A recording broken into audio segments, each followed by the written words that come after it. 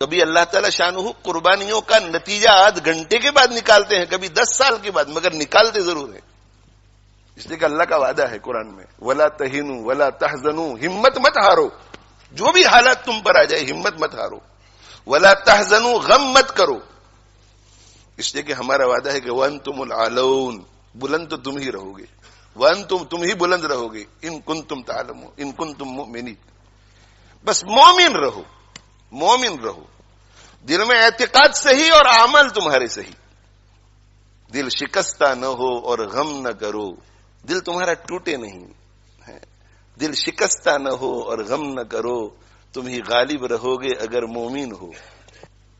الاسلام یعلو، آپ صلی اللہ علیہ وسلم کا وعدہ ہے کہ اسلام بلند رہے گا۔ هو الذی ارسل رسولہ بالہدی ودین الحق لیظہرہ علی الدین کلہ، وعدہ ہے قرآن کا۔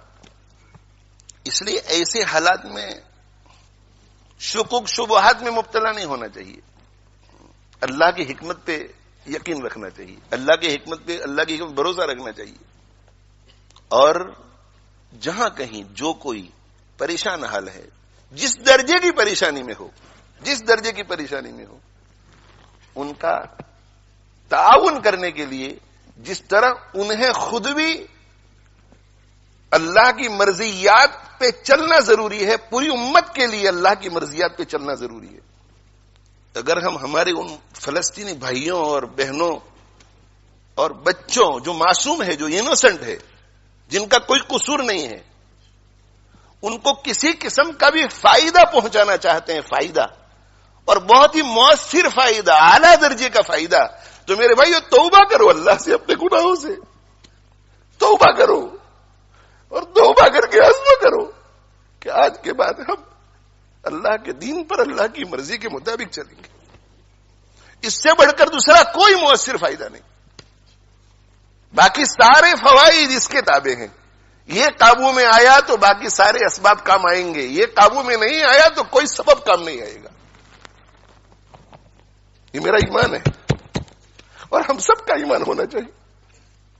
اگر اللہ ہمارا نہیں ہوتا تو کوئی سبب ہمیں کام نہیں آئے گا، اللہ اگر ہمارا نہیں ہوتا، اور اللہ ہمارا تب ہوگا جب ہم اللہ کے ہوں گے، اللہ کی مرضی کے مطابق چلیں گے، تقوی اختیار کریں گے، اللہ کو ناراض کرنے والے ہر کام سے بچیں گے۔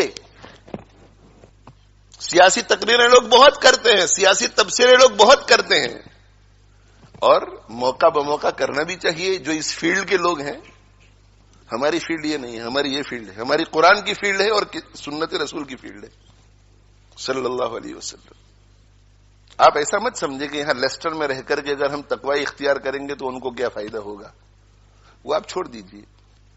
آپ قرآن اور حدیث پر، اللہ کے فرمان اور رسول اللہ صلی اللہ علیہ وسلم کی ارشاد پر یقین کر کے آنکھ بند کر کے کیجئے، پھر آپ دیکھو کہ اللہ تعالی شانہ اپنی قدرت کا مظاہرہ کیسے فرماتے ہیں۔ اللہ نہیں بدلا ہے، اللہ کا قانون بھی نہیں بدلا ہے۔ اللہ جیسے پہلے تھا آج بھی ویسا ہی ہے۔ اللہ کی حالت میں، اللہ کی شان میں کوئی فرق نہیں آتا، اللہ کے قانون میں، اللہ کے وعدوں میں کوئی فرق نہیں آتا۔ آج بھی ہو جو ابراہیم سا ایمان پیدا، آج بھی ہو جو ابراہیم سا ایمان پیدا، آگ کر سکتی ہے انداز گلستاں پیدا۔ آج بھی اگر ابراہیم علیہ الصلوۃ والسلام جیسا ایمان، ویسا یقین، ویسا بھروسہ اللہ پر، ویسا توکل، ویسا اعتماد ہو، اور ویسا تقوی ہو، ویسا صبر ہو، آج بھی ویسا ذکر ہو، زبانی ذکر بھی ہو، دل بھی جڑا ہوا ہو، آگ کر سکتی ہے انداز گلستاں پیدا، تو آگ باغ بن سکتی ہے آج بھی۔ اسے کہ اللہ کا قانون ایک ہی ہے۔ فضائے بدر پیدا کر، فرشتے تیری نصرت کو اتر سکتے ہیں گردوں میں، قطار اندر قطار اب بھی۔ فضائے بدر پیدا کر، فضائے بدر کیا تھی؟ فضائے بدر ایمان والی تھی، ایمان والی۔ فضائے بدر یقین والی تھی، فضائے بدر اخلاق حمیدہ والی تھی، فضائے بدر شکر والی تھی، صبر والی تھی، فضائے بدر تواضع والی تھی، تواضع والی۔ کتنی تواضع؟ اس قدر تواضع کہ اللہ تعالی شانہ نے فرما دیا تھا کہ ان کا پیچھا کرو تو بھی تمہاری جیت اور ان سے لڑو تو بھی تمہاری جیت. اس کے باوجود بھی سید المرسلین صلی اللہ علیہ وسلم نے گردن اونچی نہیں کی، بلکہ حضرت ابو بکر صدیق رضی اللہ عنہ